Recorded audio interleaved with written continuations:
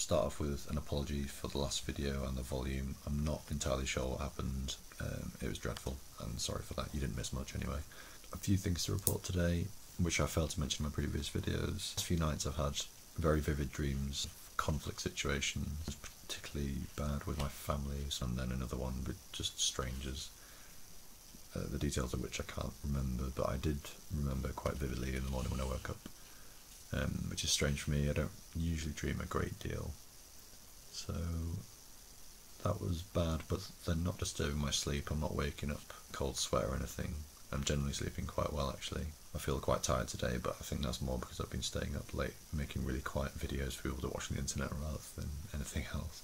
Today at work dropped a few things, and I'm not sure whether that was just a random coincidence or I've just a bit disorientated by coming off the tablets. But my reaction to that was much less apathetic. Like usually I'll just stare at it or whatever, like, oh, that's happened.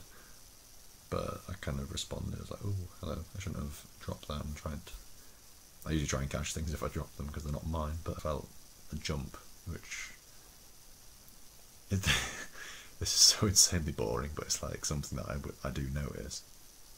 And in 2 days' time, in theory, I'll be on no tablet whatsoever, which is something to look forward to. Yeah, it's just really positive so far. I thought it was going to be a lot harder than it has been, and I'm not going to get ahead of myself and think the worst is out of the way, because I think the worst is still to come, if the worst is coming. But I'm definitely coping, and I feel a lot more human for coming off them. Like I say, it's been an incredibly long time, and like being on Citalopram has just become part of my life, and there's certain things that I've come accustomed to which are starting to unravel now, and I'm feeling things like butterflies, the thought of the new job and stuff that I'm applying for, and the prospect of interviews is giving me a bit of a rush of adrenaline, and there is anxiety there, but it's healthy. Like, it's something I've had to consider while I was on my tablets, and while I've been depressed. Is like, I mean, who really knows what level of anxiety is too high, or what level of low mood is too low, and there is no strict guideline. I say it as my #1 rule for living a healthy life is to communicate and express how you feel, whether that's with a counsellor, someone impartial, a professional, etc., or with a friend, family member. But get things off your chest. Like, bottling things up does not work.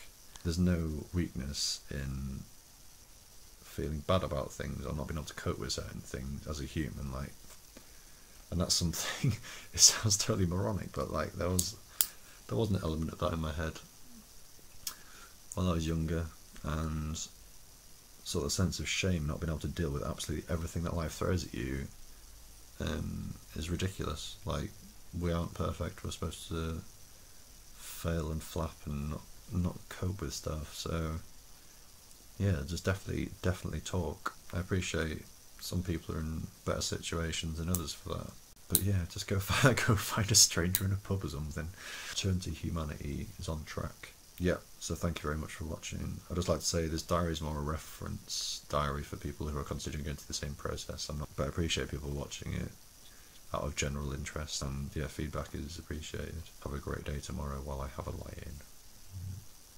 Just a note for any kids watching: don't talk to strangers, or be in the pub. Actually, stay out of the pub.